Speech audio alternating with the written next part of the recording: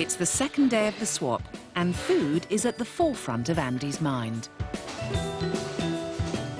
For my breakfast this morning, I'd love a bacon, egg, sausage, tomato and mushroom sandwich, but I really don't think I'm going to get that. Judging from the food tube yesterday, I'm hoping it's not 4 or 5 fruit pastels or something on a plate. And Andy's worst fears have come true. I'm just having some sweet. I was feeling guilty and I'd given me two coffees for breakfast, but now I'm quite... I'm so I think you're getting what you deserve. Like many supersizers, Andy saves his solids for later on. I didn't expect to be eating sweets. Do you expect like all bran or like muesli of some sort, or like rabbit food? I need sugar. I need sugar. I need caffeine. Yeah. Although I knew my diet was pretty rubbish, I think it's made me realise even more.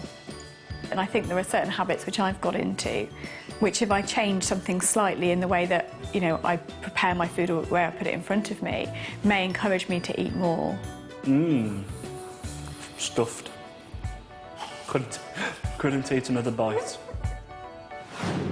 After 2 days in the house, it's time for Andy and Hannah to start thinking about the emotional aspects of their eating by looking back at the past. I think I'm about 6, 7 on this photograph. I've been told by family I've always been big, but I look at that and I'm normal. No, not at all. At that age, my dad had recently left. My mum's always been a good mum. I'm not going to say anything bad about her, but I think she took my dad leaving pretty bad as well. And my mum used to perhaps say to me, "Here's a pound, go to the chip shop with your friends and get something easy." And I remember eating the comfort there. This one, I'm possibly about 21. And then this one, I absolutely hate and detest this photograph. I love the fact that I've got my son on my lap. Yeah. But from there, everything else across, I think it's disgusting. With Andy now understanding his connection with food, Hannah looks back to her childhood for answers. I went to boarding school between the ages of 7 and 11. You know, I was young, away from home. I didn't like the food. And I think because I didn't like it, I didn't eat it. So by the time I left boarding school, I think I'd kind of got used to feeling hungry and wasn't really interested. My parents both worked and didn't really, you know, weren't really around to see what I ate. So I would never have breakfast. You know, I might take lunch to school, but I might not. I might just buy sweets on the way and eat those through the day. Hannah has always controlled what she eats and now resents any interference. I don't want to be seen as a child. So why do I need somebody to cook my meals and put them in front of me and say, there you go, eat that? Or, you know, come home from work, it's, what have you eaten today? It feels like the sort of thing that you would ask a child. Hannah knows her diet needs to change, but accepting help is hard. I want to be treated like an adult who can look after themselves, which I obviously can't.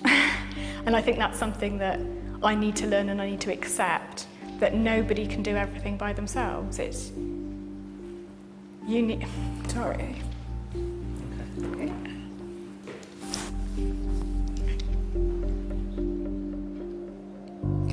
It's really hard for me to admit that I can't cope. I need to kind of forget all my old habits. So the easiest way to do that is go home with a clean slate with regards to food and eating habits and say, OK, where do I go from here? Let's start again from scratch. To cheer Hannah up, Andy's decided to treat her to his favourite lunch, a doner kebab and chips.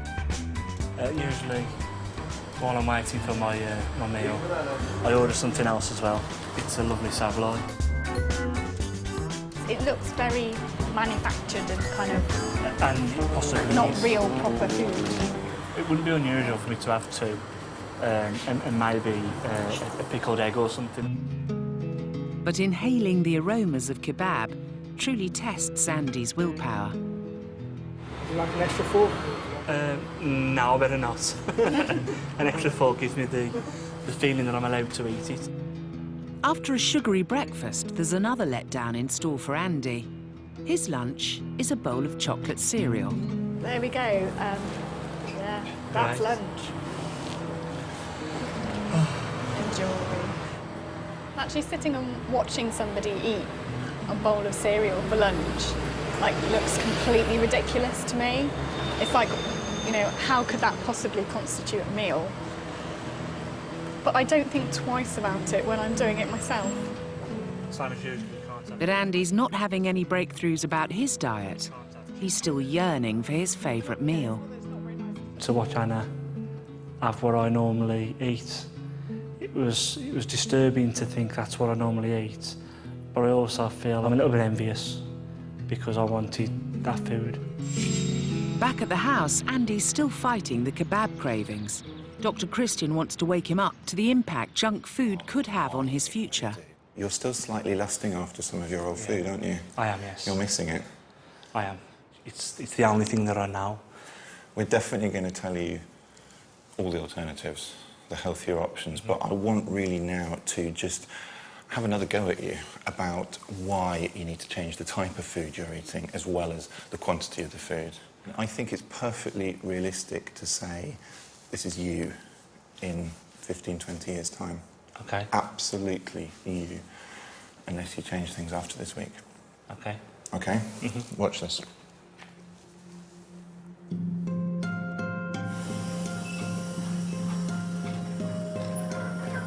Hello, my name is Ruth Van Denderen, and I'm 51 years old, and I weigh 31 stones.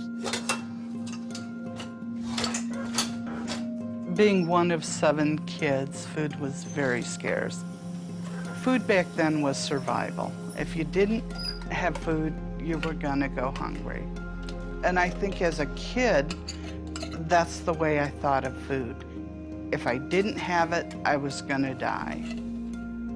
When I was 14, I was 16 stones. In my 20s, I was about 20 stones. In the 30s, about 28.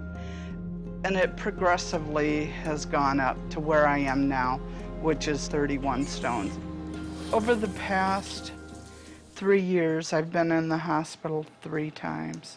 2 years ago, I had a heart attack. I felt like my body was shutting down.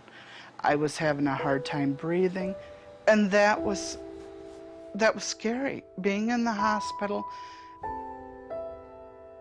and not sure if you're gonna live. I haven't seen my grandkids since 2005, and I used to spend every single day with my grandkids. Where I'm at right now, there's no way I could get on a plane to see them. I mean, that's gut-wrenching. But that's my reality. I think the most important thing to remember is that life's a journey, and you definitely do not want to take the journey that I've taken.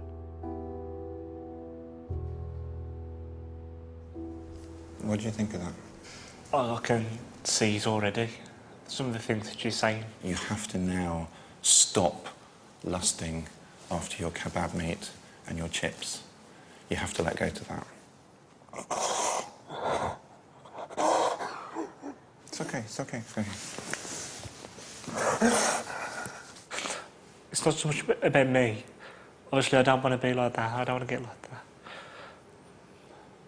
I just want to be there for my kids.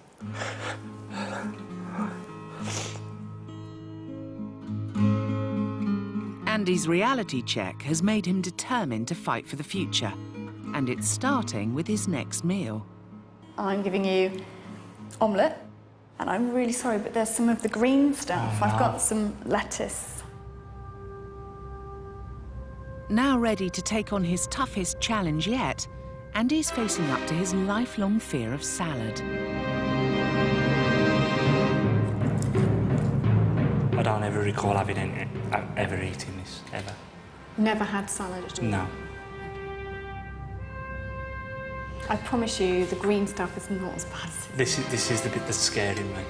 Is it? It's just something I don't do, ever. If you don't like it, try and have a bit of the omelette with a bit of the side salad, rather than just eating the bit of leaf on its own. I'm going to have to put this with something.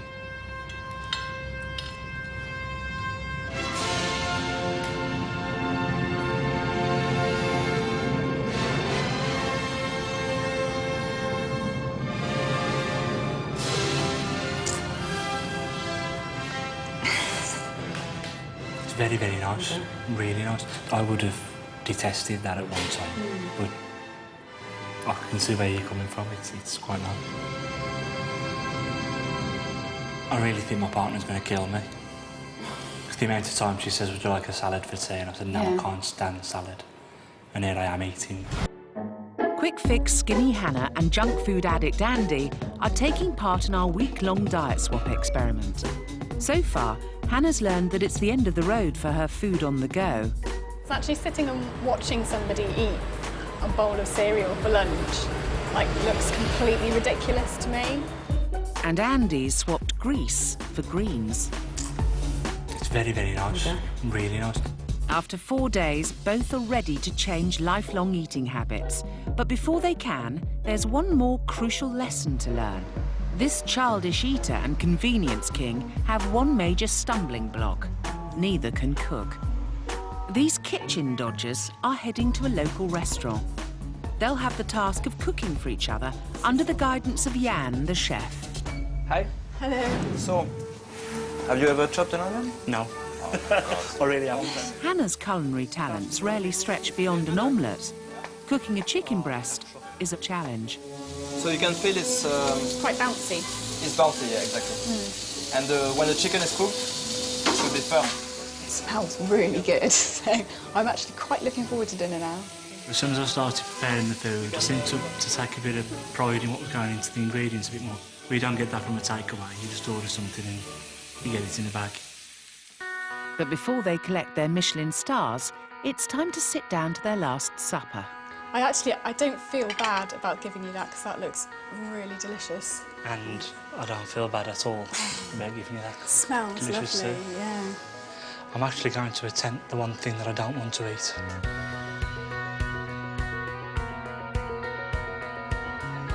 How's the sweet corn? It really is nice. I want Yeah. some more. How's the chilli? Do you know, I'm sitting here, I'm halfway through it and I'm thinking, I could probably eat more than what's here. 2 empty plates. Yeah, I'll go so far as to say it's the best meal I've ever had. It was really nice. There's something about knowing that, you know, we've helped cook them as well. I think it makes it special, doesn't it, for both of us? It's good.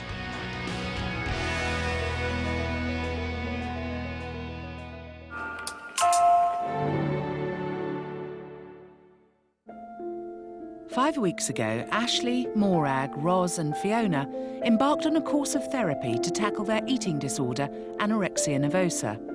Overseeing the group's progress are consultant psychiatrist Dr. Peter Rowan and eating disorder dietitian Ursula Philpott. Over the last week, they've been reflecting on their progress. I'm just scared of getting back into this vicious cycle. And I kind of felt like I kicked it in the arse, but it's coming back onwards and upwards. I'm not going to let it get me down too much. Things that I would probably just kind of duck out of in the past, I'm actually doing and carrying forward, and that just makes me feel more positive about myself and, you know, the fact that I can change things. This week, the group's challenge is to eat out in a restaurant. For most of us, eating out is a sociable and pleasurable occasion. For somebody with an eating disorder, it can be a stressful experience that's often avoided. Not being able to eat out can lead to social isolation, and it's absolutely crucial for the group's recovery that they get over this. For the group, anxieties of eating in front of others often start at home. 25-year-old Fiona lives with her parents, and mealtimes are a solitary experience. I prefer to cook something and take it upstairs. I try to be very careful about choosing where I eat so that I'll feel safe and feel okay with eating that meal. Ashley's 3-year battle with anorexia has distanced him from family life. Meal times are very isolated for me. Even if I'm sitting down with a family, I always feel like there's a grey cloud hanging over us and everyone's watching me. They're nice. Mum Morag's restrictive eating habits have ruined her social life.